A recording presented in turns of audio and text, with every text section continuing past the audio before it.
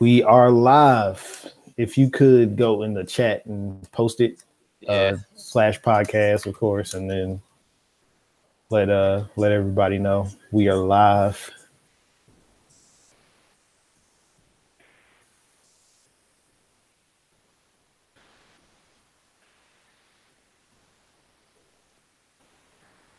Well, welcome everyone to the AMLoB Podcast.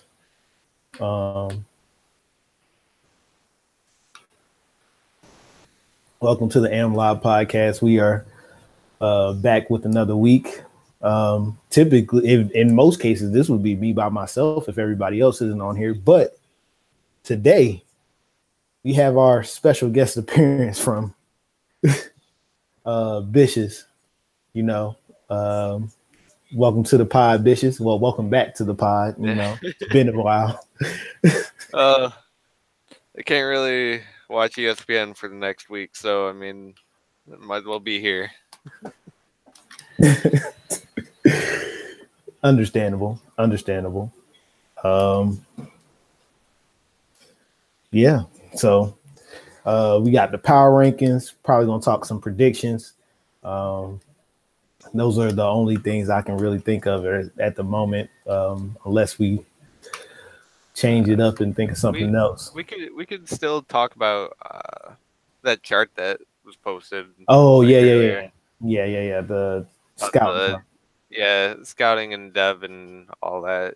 Seeing how all that plays out, how it could play out for our league. Yeah. So there we go. So let's get started with these power rankings. Number one, I don't think this is a debate or a question. We all know that's Josh. Undefeated so far. And he just looked really impressive. When your defense is number one in all categories. So yeah, it's just he just looks really impressive. So it's not much else to really go into with that, because I'm not looking forward to this week because I play him tomorrow, and it's like, let's see, I have a subpar offense going against the best defense in the league, and my run defense is my weakness on defense, and he's got the fourth ranked rushing attack. It's not going to look pretty. Oh no, not by any means. I just hope maybe get a lurk or something with Edmonds and to make the day go by quicker. That's a good fucking pick. But he, like I said, it's not really much to debate here. Yeah. He definitely has proven that he deserves to be number one. When you can't attack this is just based on the Jags team.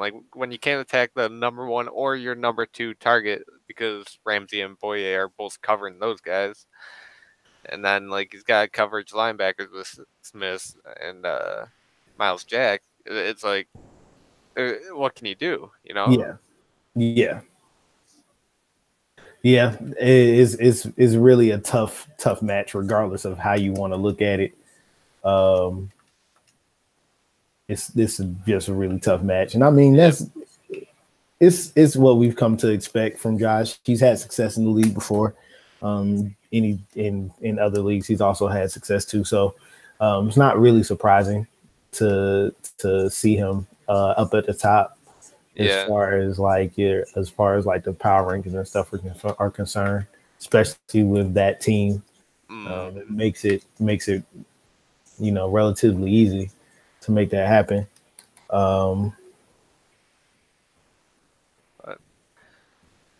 guess we could go on to number two then. Again, there's not much you can say about him. But... Yeah, I was going to say, it's not much else.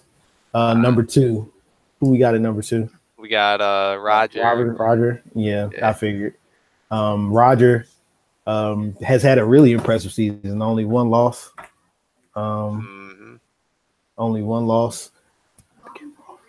I'm double checking who was against. Was that a fair sim or something? Or I'm not sure. Because it was against the Broncos, so I'm not quite sure if it's not shot at the Broncos, but I mean, like stat wise, 3-7 beat a 9-1 team. I mean, you are what your record says you are. Yeah, you're right. You're right. Again, but it looks like a game he played because Lamar Jackson had Oh no, the game was played. The yeah, game was played. I'm looking at the stats right now, and I'm wondering how that all happened. Huh? It looks like it was just a close game, and it just I don't know if it was like what happened, but it didn't end that belated congrats to Broncos for being the number 2 team. But anyways, I mean Lamar Jackson's having a great year. Oh, definitely. 20 probably like obviously it's tough to like get that rookie of the year, like especially with like first year. But he's still competing like with Baker Mayfield for that number 1 spot. Alex Collins is going off 7.5 yards per carry, 7 touchdowns. Yeah. Mark Andrews, his tight end, is also going off. The Broncos game, he had a 3 touchdown game. He's 46 for 725. And then defense, it's like Jimmy Smith, Marlon Humphrey. Like the Ravens defense was already, stacked as is when it has a good user like Roger. Pains me a little to say that, but like when stars align, like there's not much like you can do. Yeah. Yeah, definitely. I mean, it's like I said, his season has been really impressive. He's found a way to do it every week. Even playing him, he found a way to win that game late. So, yeah, I mean, he's been just really impressive. Hasn't really been anything too crazy, but he finds a way to win. Everybody has a slip up every now and then. So, he found that way in the first quarter versus me.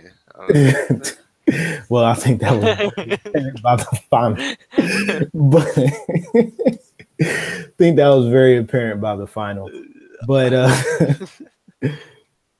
but yeah, so we had so yeah, I guess we can go on to number 3 now. And there we got Lights. Almost unanimously, I'm the only one who kind of like snubbed him there, but like it was close for me. Like Lights is still, obviously one of the best users in the league. Again, we were just talking about Roger, who was my first loss. He was my second loss, so it's like I know firsthand like how good he is. Yeah, I mean his rush offense has always been. It was great last year. It's great this year. His defense is mostly top 10. And then he's been starting in true Lights fashion. He started 3 different quarterbacks so far this year. Seriously? For anyone who doesn't know, LJ's playing a game right now, so something bad happened. It lagged out. Oh. Well, EA kicked me from the servers. Rip those stats. Pray to the sim gods, or just run it back. But all right, to stay on topic, Melvin Gordon's having a career year. He's spreading the ball around a lot. Hunter Henry, Terrell Williams, Keenan Allen, and Mike Williams. I mean, those guys are all big name targets anyways, so it's like no surprise that like offensively he's not having any issues. Doing a good job defensively. He's always been a great user on defense too. So it's another case with Rodgers. He already had like a stacked defense, and the offensive part kind of just falls into place.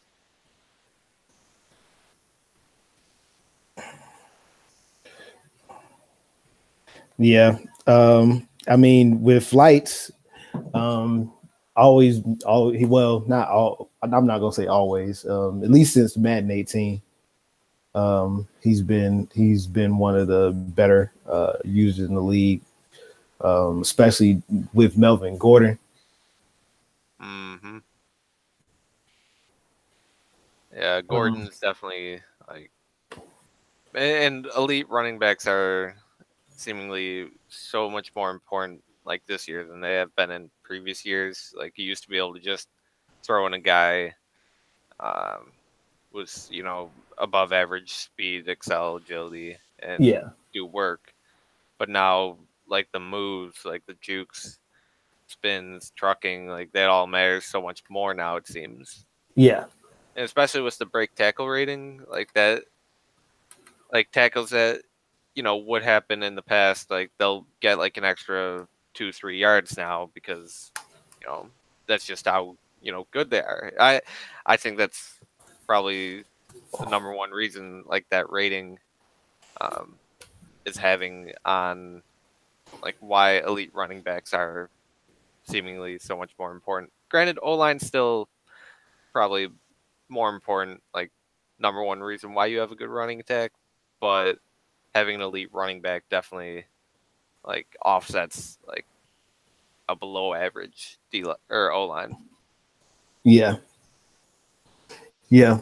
I mean, he'll figure it out and put together the team the way he wants it to. But I mean, he's in like he said in his earlier, he's happened to put together wins in the process of building his team.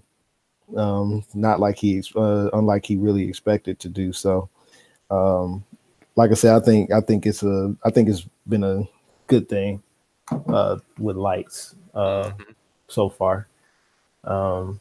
Then I guess we can go on to the next one, which is the very, very close.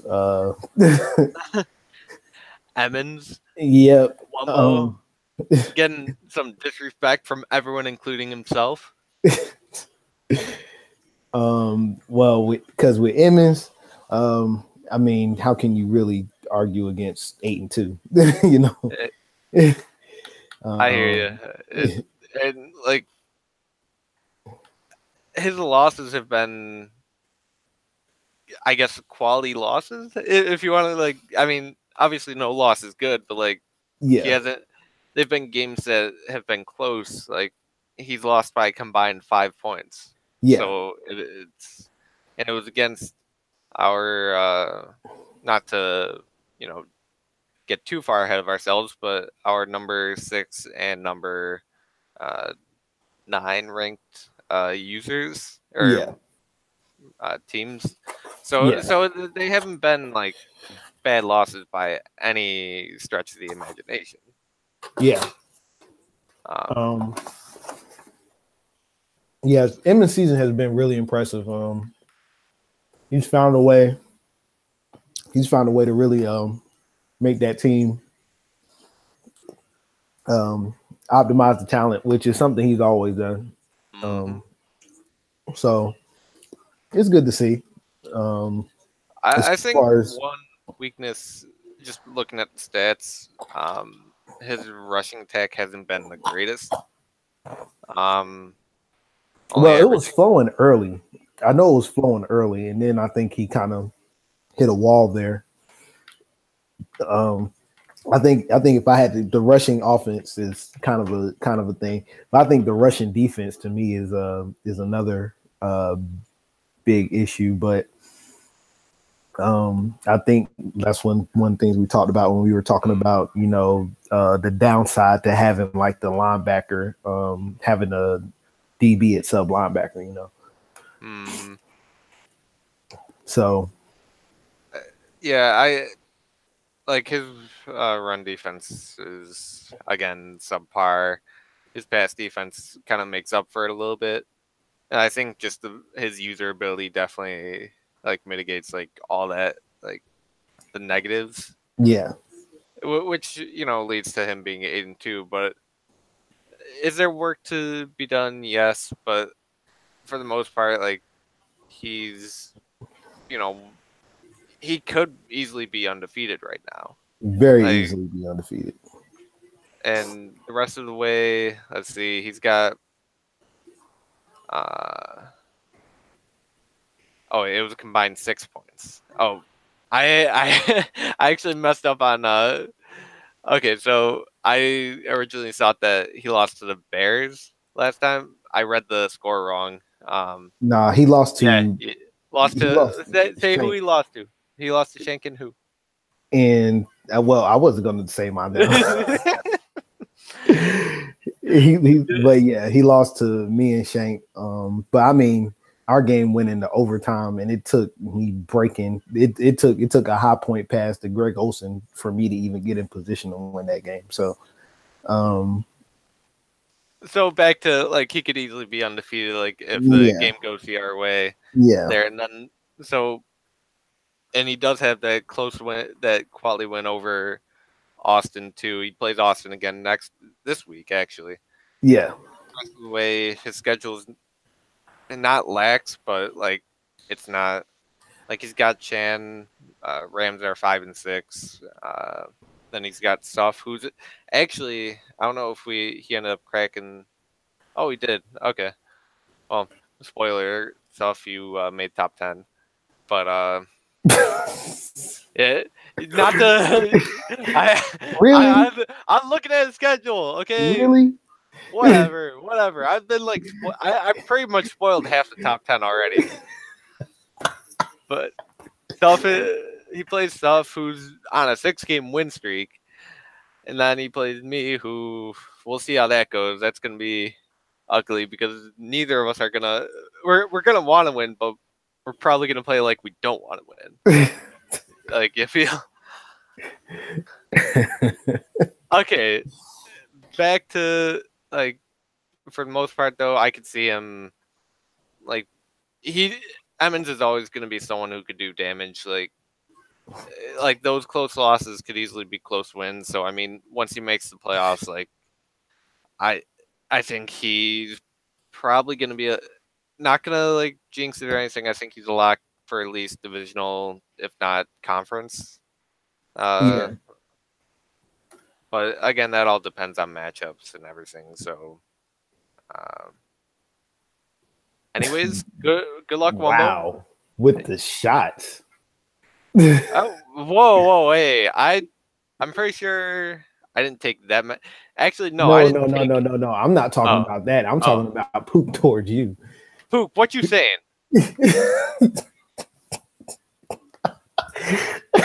Wow.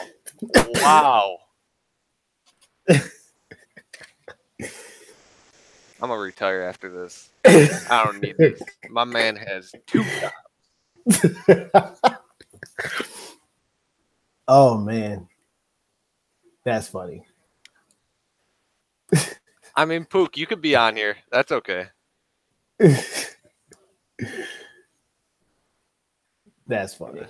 But all right, do we want to go on to number 5 then? Well, I thought that was number 5.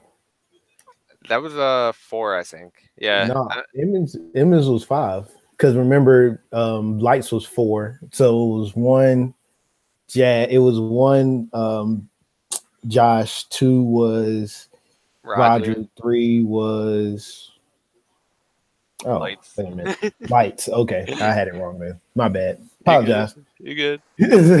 You just trying to like come down to my level of pod host. I understand. I appreciate it.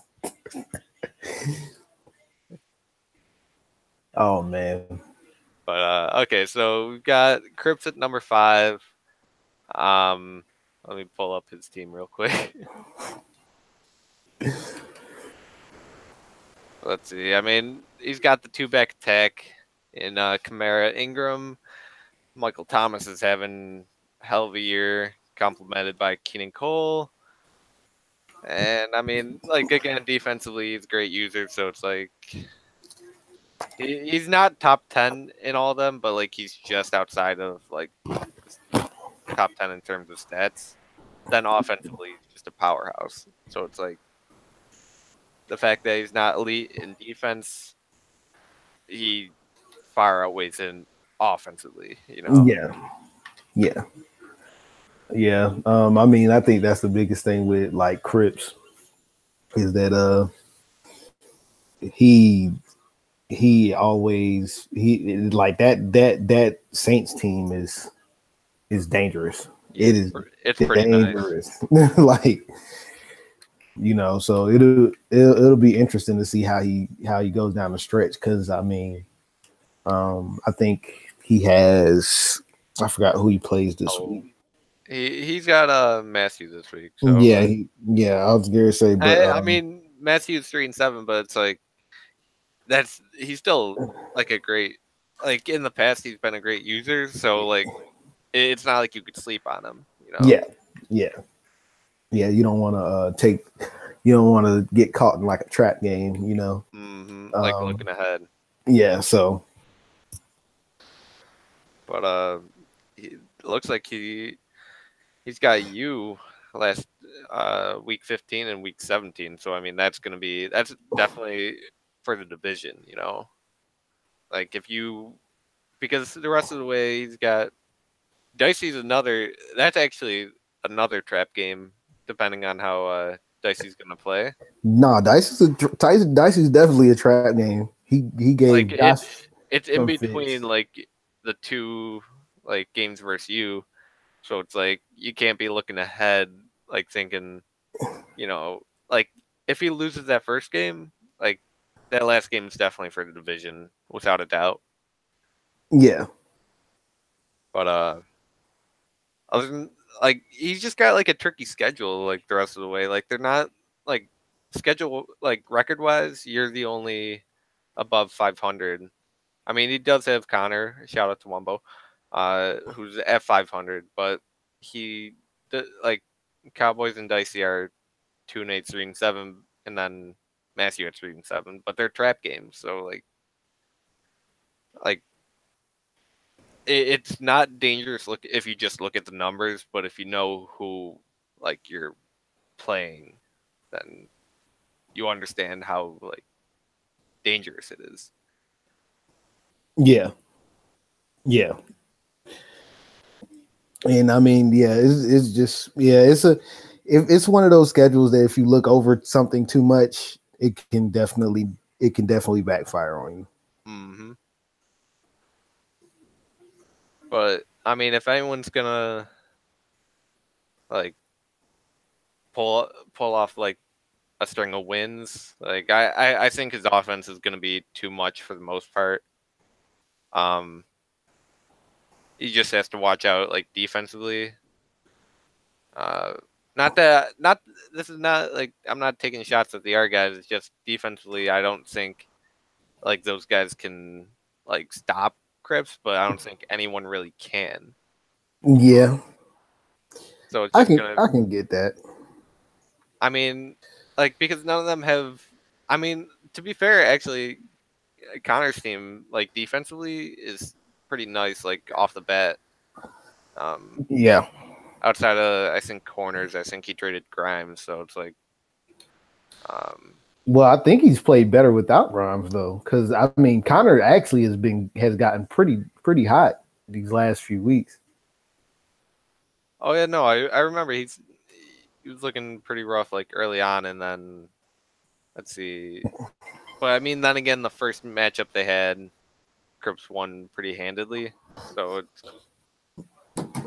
But on the other hand, like you said, he's kind of like he's heating up. Like his only loss, I think, the last 4 weeks has been versus you.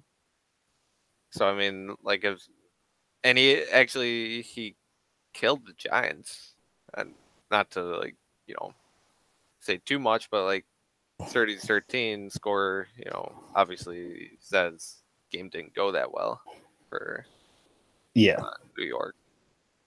So I mean. Again, like we were saying, we're talking a little bit more about like his opponents than Cripps himself, but like just his schedule is just full of like so many trap games. But back to like his O line's, a beast. Drew Brees is gonna like. Dishes. We kind of gotta move on because we're All right. Yeah. Crypt, you're good. All right. Spending a little too much time. But yeah, so on to number 6. Number 6 we have who? We got Shank. Shank? Okay. Well, I mean, we could Shank and LJ are both tied, so oh well, Shank can have it. All right. Let him have this one. Yeah. All right. So we got Shank. I'll be honest, like going into the season, I didn't think much of because I didn't know who Shank was. Mm-hmm. So like seeing like a team really like come out of the NFC West when I thought it was just like once Roger left that it was gonna like just start to like fizzle out. Like it would be like, a new division winner like every season. It's good to see, a team that can really compete with like the better teams like in the NFC. Yeah. Because, I mean, competition's always good, Yeah, Shank does really well. He definitely to me has been the surprise team of the cycle so far. Because I don't think any of us really expected or predicted him to be where he is right now. Actually, I think if I go back and look at it, I might have said he would be the team to struggle in that division. I'm just over here wondering now, how are people gonna get picked off by Shaquem Griffin? Like, he's got 2 picks. How are you guys gonna let that happen?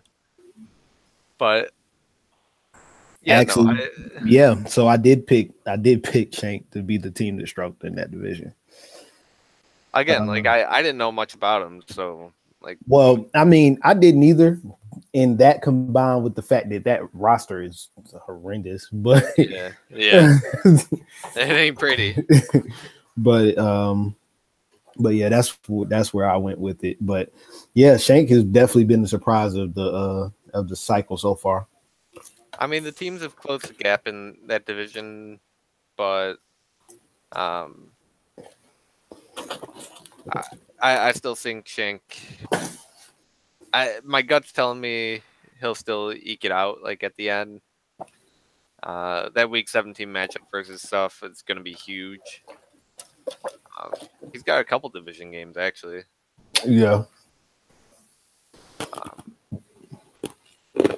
But all we can do is see how it plays out. Yeah, definitely. So I guess on to number 7. Yep. LJ, you want to start us off? Nope. I don't talk about myself on these. All right, I feel you. So LJ has been nothing short of like phenomenal without like stroking your ego too much. I mean, your only losses have been, let's see, Eagles against Roger, and there's one more in here, isn't there? Giants. So I mean, so basically, just stay away from the NFC East. But like outside of that, you've won. A lot of beating Emmons is definitely a huge, plus. Like if we're talking quality wins, and like the rest of the way, you do have a pretty tough schedule. You actually have a trap game too. That week 16 matchup in between you and Cripps. You play Matthew. Wow. So you actually have a tough schedule down the stretch too. I mean, he's the only guy below 500, and that's like because you got Pook, who's starting to like get things to click. You got Connor, and then you got Cripps twice. But other than that, like you're like stat wise, Camp's doing camp things. Then you got McCaffrey and Bell, which we talked a little before the podcast started, but like the spoil of riches, like but Bell and McCaffrey definitely complement each other. Like McCaffrey's definitely more receiver. Not that Le'Veon isn't, but Le'Veon can definitely get the short yardage, power back roll type gains. Then you still have Cam who can do it himself, like whenever he feels like it. Then you got DJ Moore just absolutely like destroying the league, burning villages, just 48 receptions, 1,200 yards, almost 1,300 yards, 7 touchdowns. It's not going to be a contest for me, like for Rookie of the Year over there. And then defensively, you got Kuechly in the middle. That's 9 picks already, and I'm sure like half the time you're not even using him, like because Kuechly just it's what he does. And then just Julius Peppers. I there's so much to talk about, like Julius Peppers, Mario Addison, Dontari Poe, like Quan Short, like your front seven's insane. And then, I mean, secondary could use a little work, but I mean, if your front seven's getting pressure and like covering the short stuff, like there's not going to be a deep game, you know? Mm-hmm. I mean, looking at stats, like the secondary is definitely showing its like colors. Like defensively, your pass yards against it's almost dead last, but your rush defense, again, your front sevens, doing work. I think that's just based on a lot of close games and people having to like really sling it to get back in it, Yeah. All right. Yeah. On to number 8. Appreciate the love, bitches. Yep. Well, this is where I step back, I guess, because this is all I'm at number 8. So with bitches and number 8, you started off kind of rough, losing the first 2 games, but I mean, you've won 7 of the last 8, and we're just looking pretty damn impressive. Like you're like just watching what your team is starting to evolve into. It's good to see. Like I think you've had some had a really good season as far as like after those first couple of games. So I think you were just like learning the game and trying to figure it out. Because I even played you in the preseason because we played that first preseason game, and I think you were still in that process of trying to like figure it out. But once you got it, it clicked because now you're starting to really get in that groove. Your defense is looking great with your 4th in passing yards, but that's a shout out to that crazy secondary you got with Trey White, Micah Hyde, Poyer. I feel like I'm missing somebody. I mean, Vontae Davis is kind of there, but like, yeah, he's like average.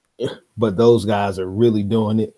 Your rush defense could be a little bit better, but overall, you're still 5th. You're 25th in rushing yards allowed, but you're still 5th overall in yards. So that just tells you exactly how elite your pass defense is. I mean, the only loss that you've had in the process is to Austin, but other than that, you've been just playing good, solid football. Haven't really and then now you got number 1 team this week, which is Josh. So that's a big test coming up. Of course, you got Jeff next week, which that's a big test at his 6-4. And you have him one more time as well as Emmons. So you got a few tough ones coming down the pipe. But yeah, I mean, I think you've done well. Just continue I'd appreciate it. Most of like what you said, I agree with. Like uh, I'm hoping, this offseason I'm able to improve that run defense, but we'll just roll with it for now. Yeah. Yeah. At 9 we have Chicago. We have Austin, who he's been a little of a dark horse. Like he's like we know he's good. Like that's not like a question. It's just he hasn't been as talkative and chat as he was, last year. And like he hasn't had a lot of uh like tough games. His one huge win I'd say was against me. But he has Emmons this week. Um, and then like a couple more. I think he has 49ers down the stretch. But like roster wise, like I'm sure Roquan Smith is gonna like. Let's see, he's only got 2 picks this year, but he's still user god. He's gonna run the ball hard. Jordan Howard, Tariq Cohen. Howard's having a good year so far. Almost. Yeah, but I mean,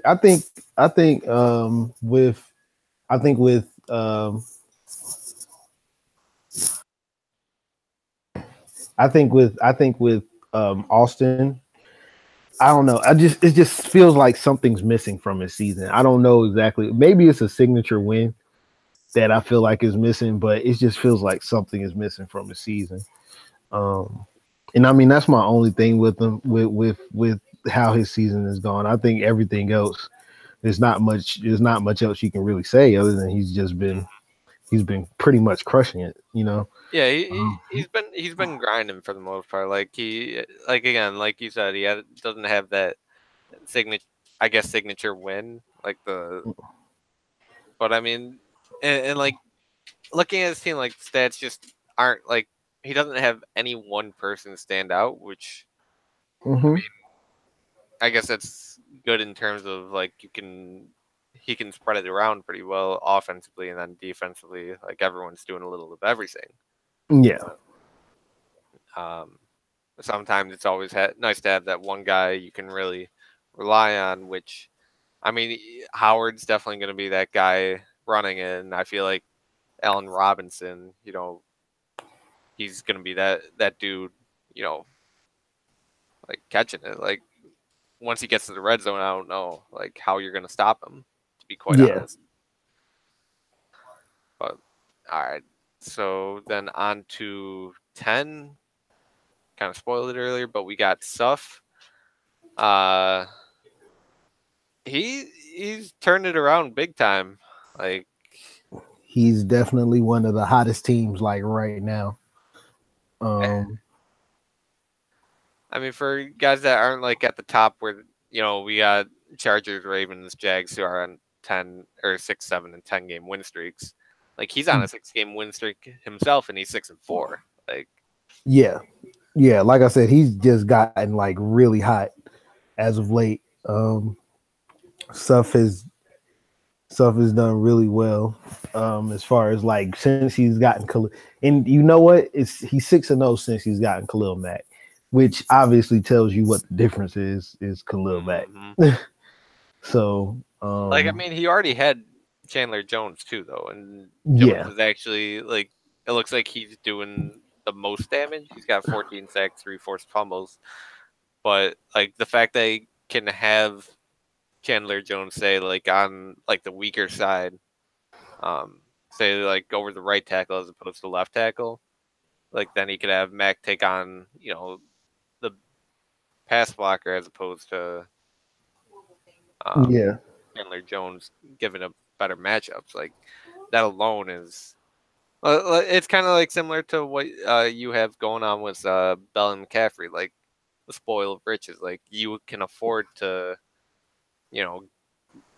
move guys around and like have them play different roles because I mean they can do damages so many different ways, you know?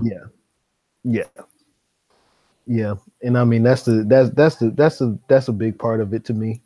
It's just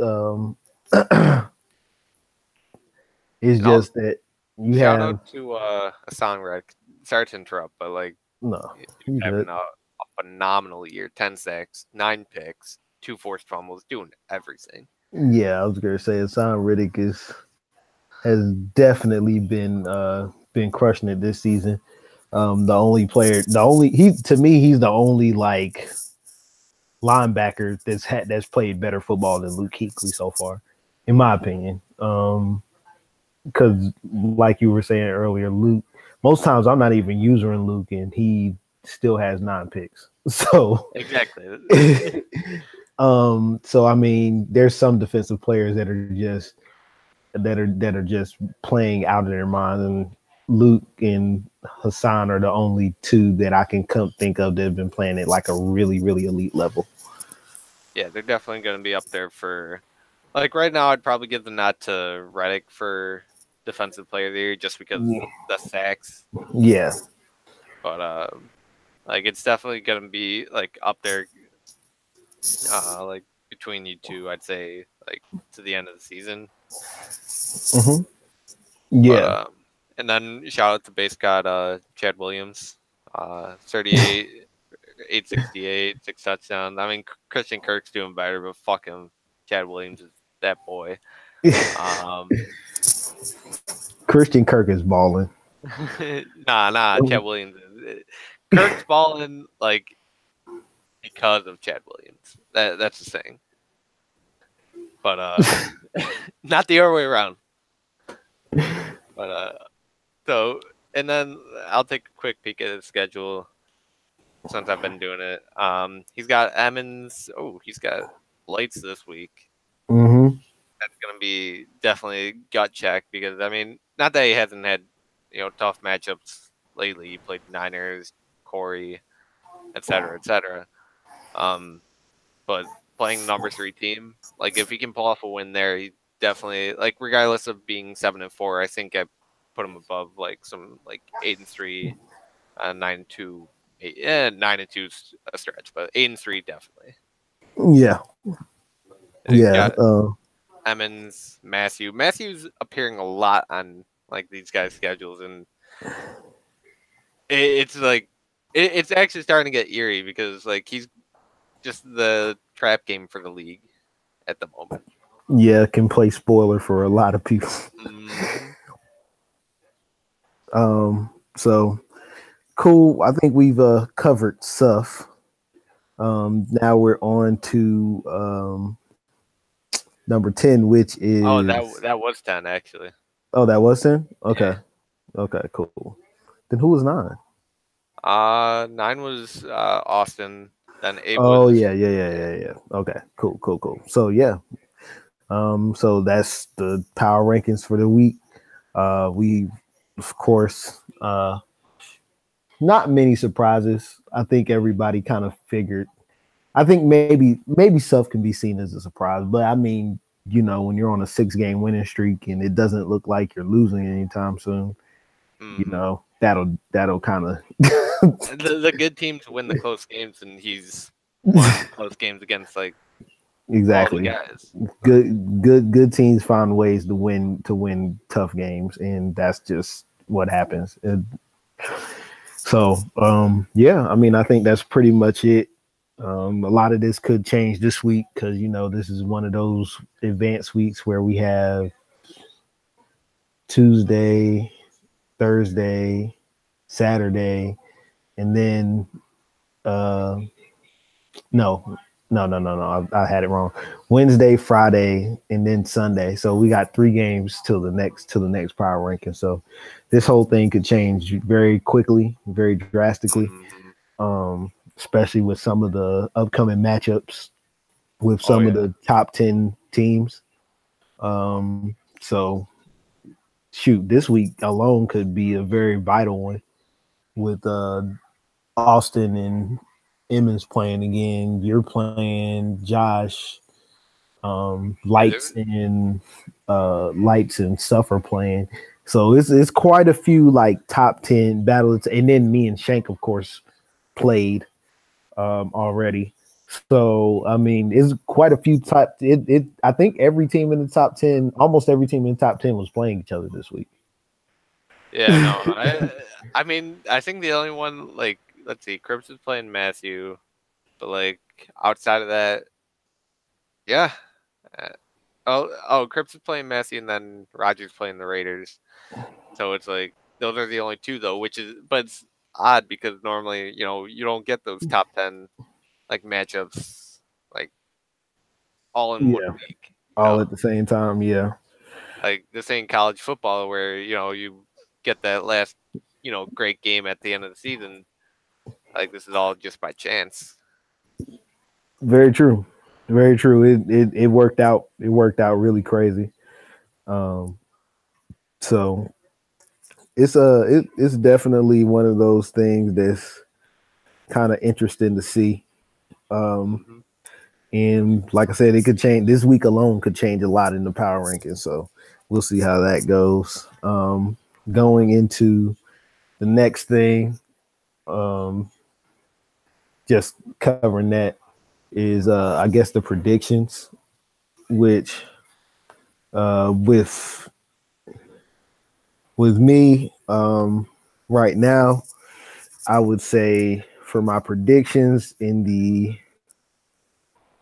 are we going by division or are we just going by like? I could cover AFC and then you cover NFC and then we could like meet at the Super Bowl. Like I wouldn't say I'd say not pick a Super Bowl winner just because like. Well, I think we could. I think just getting to the playoffs is cool for right now. Yeah, we can go over like Super Bowl stuff at another point, but right now I think we could just go like through and see who's winning divisions and. Yeah, we could do Super Bowl when people actually show up on the podcast. Yeah. Yeah, very true. But do you want to go first or you want me to that's fine. So in the NFC, of course the NFC South, I think that Crips holds on to it. He has a 1-game lead on me right now. But we play twice.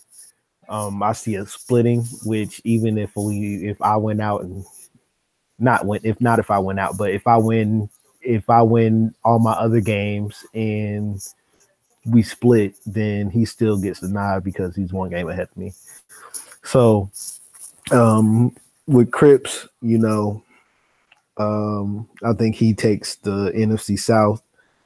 Of course, Emmons, up there in the north.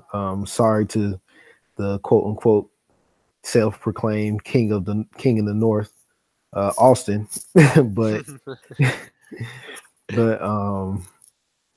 I think Emmons holds on to that legacy that Snippy built last cycle. So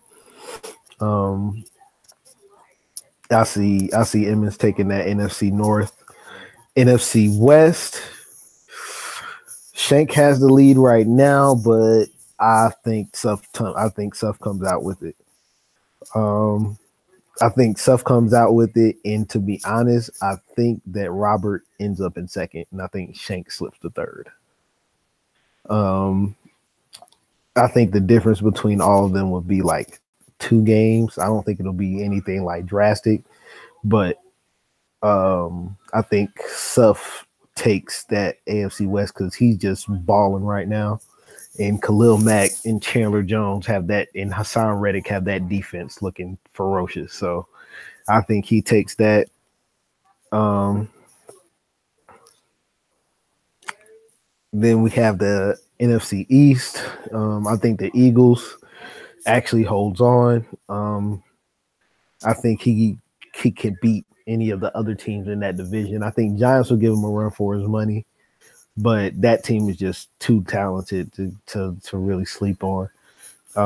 So I think that team is just entirely too talented to really just not win that division.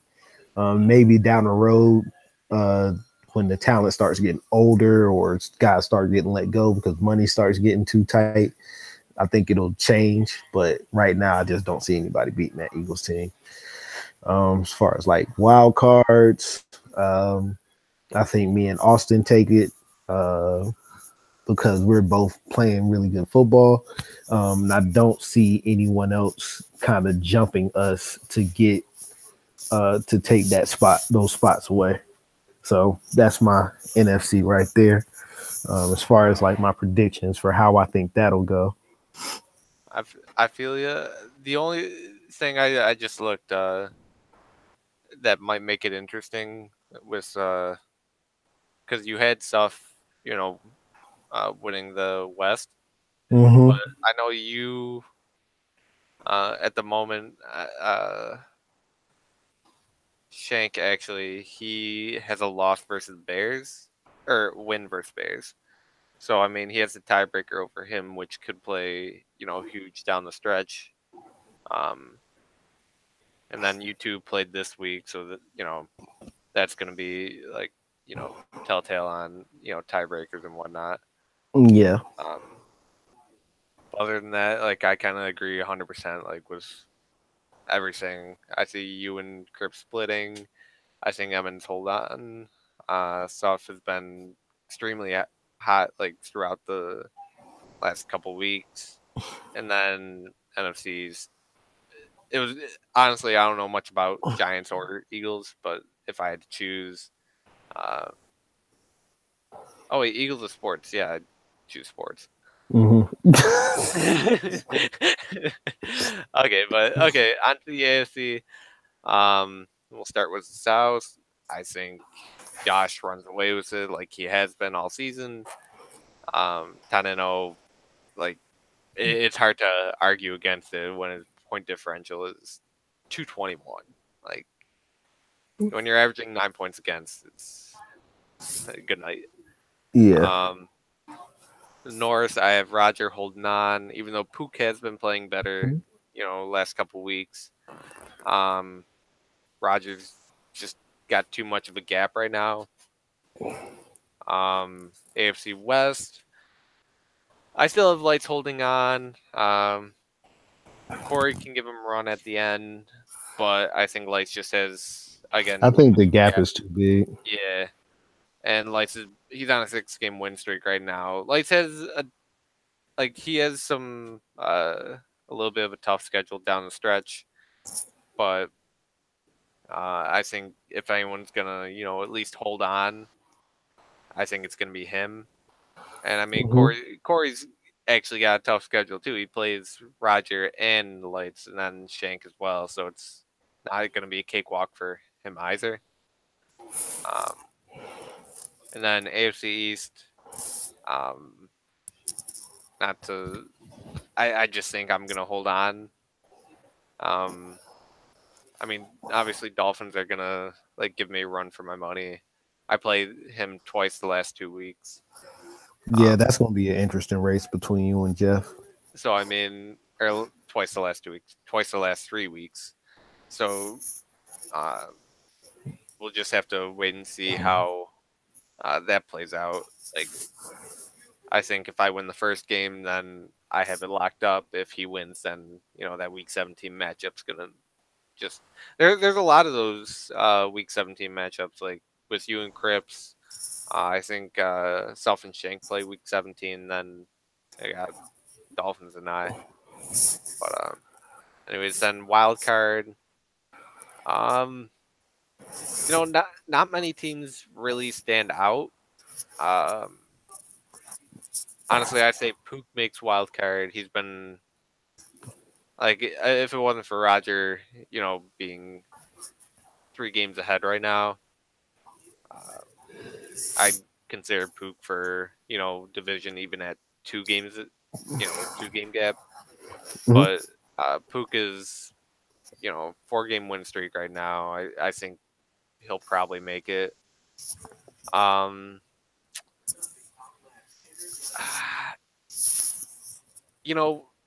with the Dolphins, it's kind of like that. Those last 3 weeks really make a big difference.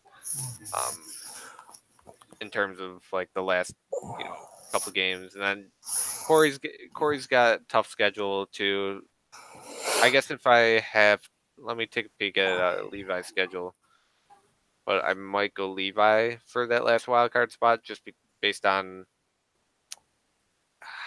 Man, everyone has a tough schedule. You know what? If I have anyone to really like grind out a couple wins and come in as that 16, I'd say Corey probably could. Because I mean the team's talented,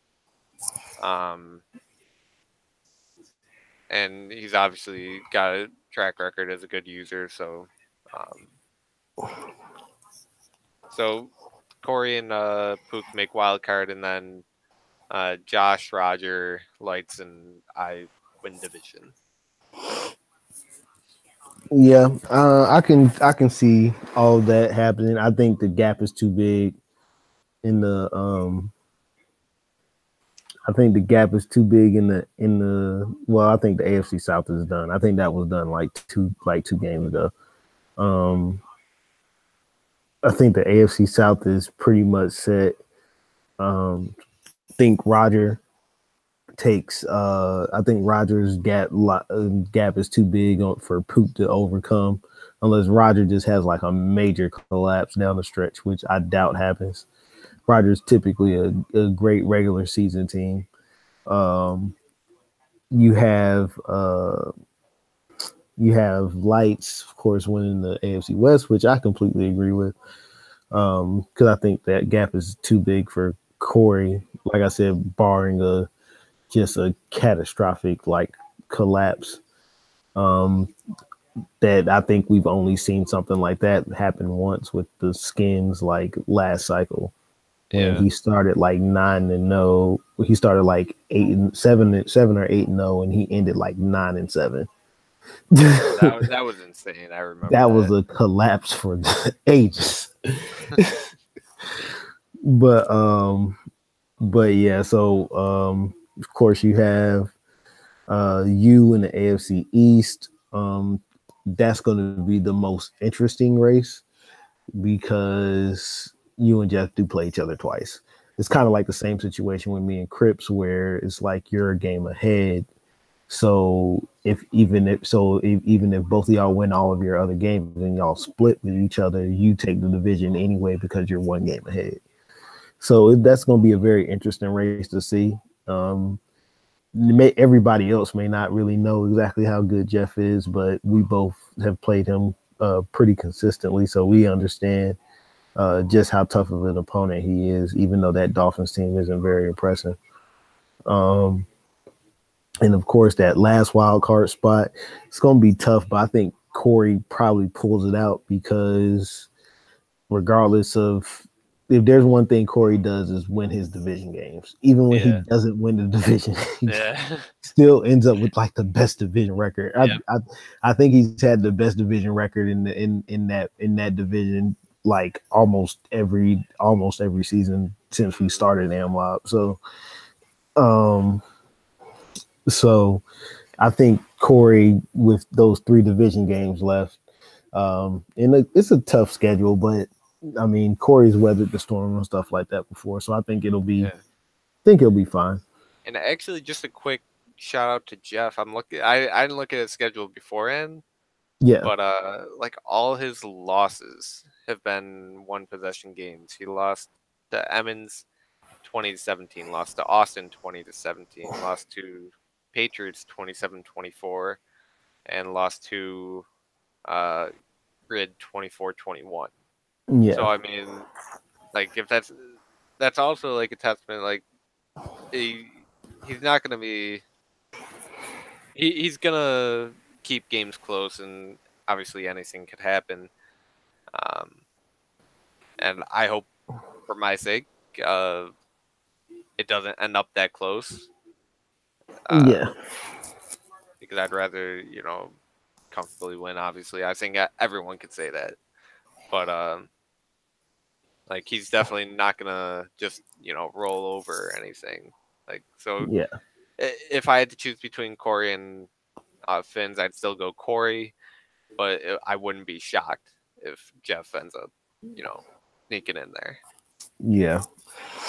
I think whoever loses that, I think if Jeff ends with one less loss than you, I think he takes the one of those wild card spots. Mm-hmm. So that'll be interesting to see. But yeah, that's pretty much the predictions we have. Of course, I think in the NFC 1 seed is going to be a really interesting thing because that can be essentially whoever wins. Who that could be um, Emmons. It could be Cripps. It could even be me if I happen to win out and beat Cripps and sweep Cripps. And it could still be Austin too. Yeah, Austin's and Austin and still then still got Shank there too. Well, I mean, I don't think 4 losses will win the division. I don't think 4 losses will win the conference. No, I'm just saying just still up there. Yeah, still a possibility, but because I mean, say you guys split, then that's one more loss on each y'all, and then if tiebreakers break, a certain way, I'm not saying it will happen. I'm just saying it could happen. Yeah. So I think that's all we really have for the predictions. 1 seed in the AFC again. I don't think it's much of a debate there. So yeah, it all depends on how he does down the stretch, and then but again, I feel like Josh probably has it fairly locked up. Yeah. Not that Roger's not keeping it close. There's no room for error with Roger at 9-1. But, yeah, but I mean, Rogers dropped one already in a game that against an opponent that he's called a bum before. Yeah. In this, so yeah, that definitely makes this whole thing a very interesting dynamic. But I mean, Roger can take his eye off the ball sometimes and lose a game that he shouldn't. So it'll be interesting to see if he does that. Mm-hmm. At least once or maybe twice. So. But, all right. I guess we could touch on the Dev thing real quick. Yeah. I think we're a little behind time wise, but yeah. I was gonna say, I guess slightly talk about it and then we'll just mention it. So some guy on Reddit made a guide and he farmed through all the data for Madden 19 and basically figured out roughly how the dev system works, the variable dev or dynamic dev. Mm-hmm. And for the most part, the positions do make sense. The only thing that's so basically, if you're top 5 at your position, you're at least guaranteed star dev. The only outliers are sorry, you're good. Outliers for top 5 would be running back and tight end, or superstar. That is, stars all the way to 5 and 6 or 5 and 5 for tight end and running back. But for most part, if you're top 5, you're superstar dev for the next season, which is huge. This cycle with the dynamic dev. Yeah. But it seems to take into some different stats than I expected. I expected INTs to be used for cornerbacks and safeties and all that, but it's not. It's just deflections and tackles, which tackle seems weird, but is what it is. Yeah. I think with middle linebacker, they realized, with the online franchises, they put in picks because everyone, the users use the middle linebacker for the most part. So, Yeah. like they wanted to show like how good they were with that player. Yeah. I mean, I think with the the thing with the dynamic dev, to me, it makes the most sense because you're basically saying, you know, just like in real life, year in and year out, there are different guys that take those steps to become a lead, or take steps back to go back to the rest of the pack. Mm-hmm. So I mean, I think to me that's the best thing about it, is that it definitely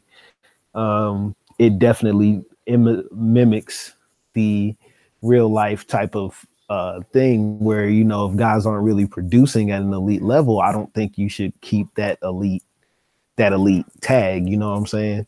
Yeah. So like, if you're not performing like a superstar, then you shouldn't have a superstar dev trait. And I think that also promotes, um,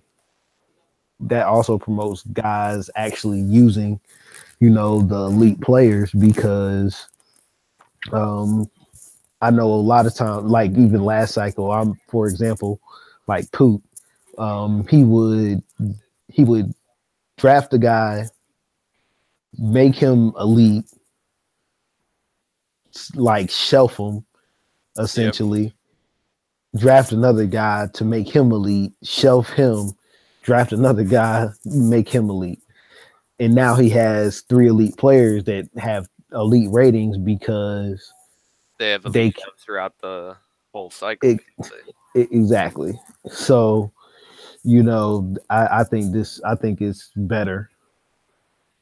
Oh yeah, I no, think I think it's it's better. The only issue could be like if you do have rookies that don't start, like say if they start off with the superstar dev, but then they drop because um uh like they don't get playing time,